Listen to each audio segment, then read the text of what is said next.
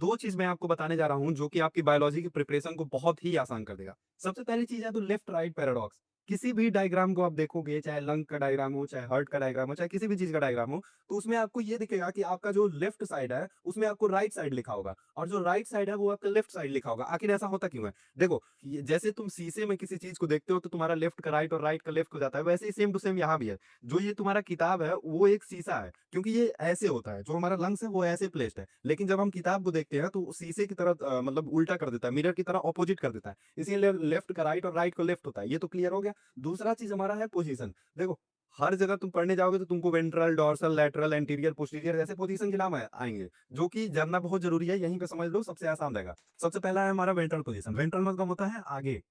आगे को अब इसको याद कैसे किया जाए, क्योंकि वेंट्रल तो तुमको पता ही नहीं है। तो वी से वेंट्रल, बी से होता है वेस्ट।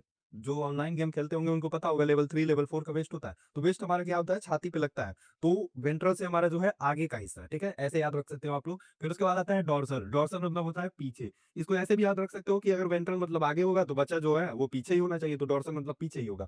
ठीक है? इसको एक और तरीका है कि डोर्सल फिन। जैसे मछलियों के बारे में जब पढ़ोगे, पढ़ना तो है ही तुमको, तो उसमें डोर्सल फिन आपको बहुत बार आएगा। डोर्सल फिन मतलब पीछे का जो फिन होता है, उसको डोर्सल फिन कहते हैं। ऐसे भी याद रख सकते हो। फिर उसके बाद लैटरल। लैटरल भी एल मतलब लैटरल, एल मतलब होता है लेफ्ट।